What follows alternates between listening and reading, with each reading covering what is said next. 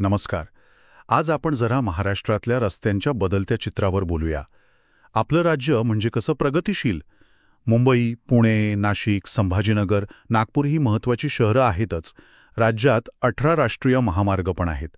पण गंमत म्हणजे 2002 मध्ये मुंबई-पुणे एक्सप्रेसवे झाला, यशवंतराव चव्हाण एक्सप्रेसवे. त्यानंतर बराच काळ दुसरा मोठा एक्सप्रेसवे नव्हता, नाही का? आत्ता मात्र चित्र एकदम बदलतंय. असं वाटतंय की एक्सप्रेसवेचं एक मोठं जाळं तयार होतंय. तर आज आपल्याकडे जी माहिती आहे त्या आधारे हे नवीन प्रकल्प नेमके काय आहेत आणि त्यांचं महत्त्व काय हे जरा सविस्तर समजून घेऊया. सुरुवात करूया सगळ्यात मोठ्या प्रकल्पाने, नागपूर-मुंबई समृद्धी महामार्ग. खूप चर्चा झाली याची. 701 किलोमीटर लांब, 8 जिल्ह्यांना जोडतो. म्हणजे पूर्व-पश्चिम कनेक्टिव्हिटीसाठी खूप महत्त्वाचा. हो, अगदी.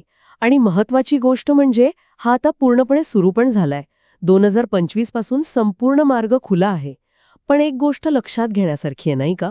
पहिला एक्सप्रेसवे म्हणजे मुंबई-पुणे आणि हा दुसरा मोठा एक्सप्रेसवे. यात तब्बल 20 वर्षांपेक्षा जास्त काळ गेला. 20 वर्ष. यावरून आता या क्षेत्रात किती वेग आलाय याचा अंदाज येतोय नक्कीच. खरं आहे.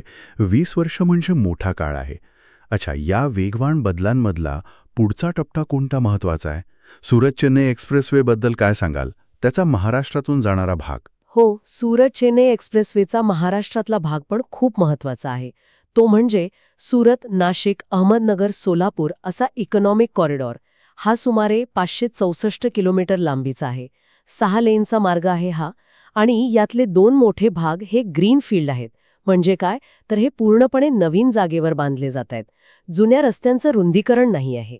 अच्छा, म्हणजे पूर्ण नवीन रस्ता. अगदी. यामुळे बघा, नाशिक, अहमदनगर आणि सोलापूर ही शहरं थेट मोठ्या आर्थिक केंद्रांशी जोडली जाणार आहेत. इथल्या उद्योगांना, शेतीमालाच्या वाहतुकीलाचा खूप फायदा होईल. ग्रीनफील्ड म्हणजे नवीन मार्ग, हे स्पष्ट झालं आता. बरं, आता जरा दक्षिणेकडे वळूया. पुणे-बंगळुरू एक्सप्रेसवेचं काय? सध्याच्या रस्त्यावरची जी गर्दी आहे ती कमी करणं हाच उद्देश आहे का त्याचा? अगदी बरोबर. तोच मुख्य उद्देश आहे. पुणे-बंगळुरू एक्सप्रेसवे हा पण मोठा प्रकल्प आहे. सुमारे 700 किलोमीटर लांबीचा असेल आणि हा 6 ते 8 लेनचा ग्रीनफील्ड मार्ग असणार आहे. सातारा, सांगली या जिल्ह्यांमधून जाणार आहे हा. सध्याचा जो पुणे-सातारा-कोल्हापूर मार्ग आहे ना, तिथे खूप वाहतूक कोंडी होते, विशेषतः घाटात. ती कमी करायची आहे. याचं प्राथमिक सर्वेक्षण झालंय पूर्ण. आता त्याचा DPR म्हणजे सविस्तर प्रकल्प अहवाल बनवण्याचं काम सुरू आहे. सगळ्या परवानग्या वगैरे मिळाल्या की साधारण 2028 पर्यंत हा मार्ग सुरू व्हायला हवा. पश्चिम महाराष्ट्राच्या अर्थकारणाला पण यातून चांगली चालना मिळेल. आणखी एक मोठा प्रकल्प ऐकलाय, जो विदर्भ, मराठवाडा आणि कोकण या सगळ्यांना जोडणार आहे म्हणे. नागपूर-गोवा शक्तिपीठ एक्सप्रेसवे. याची व्याप्ती काय आहे आणि काय परिणाम अपेक्षित आहेत? हो, नागपूर-गोवा एक्सप्रेसवे याला शक्तिपीठ महामार्ग असंही म्हणतात. हा सुमारे 760 किलोमीटर लांबीचा असेल. हा पण ग्रीनफील्ड सुपरफास्ट हायवे असणार आहे.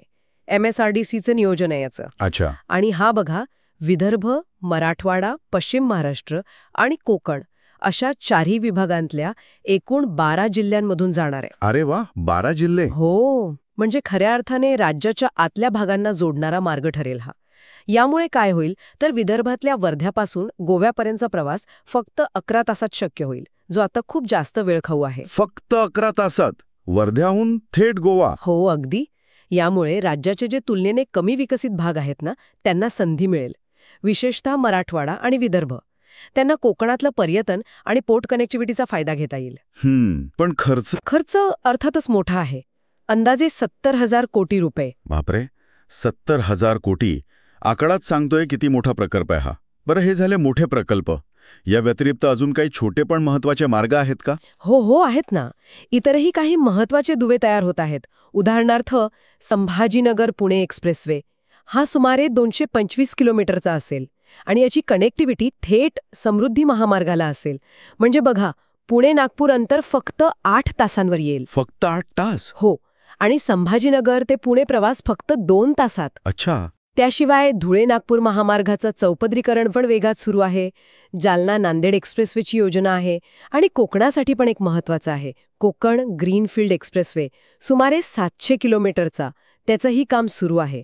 किनारपट्टीच्या विकासासाठी तो महत्त्वाचा ठरेल. वा, म्हणजे 22 नंतर ज्या घोषणा झाल्या त्याचा वेग आता प्रत्यक्ष कामात उतरताना दिसतोय असं म्हणायला हरकत नाही. या सगळ्या प्रकल्पांकडे एकत्रितपणे कसं बघता येईल? काय चित्र दिसतंय? याला जर मोठ्या चित्रात जोडलं ना तर हे स्पष्ट दिसतंय की महाराष्ट्र आता एका विखुरलेल्या रस्त्यांच्या जाळ्याकडून एकात्मिक हाय स्पीड एक्सप्रेसवे नेटवर्ककडे जातोय.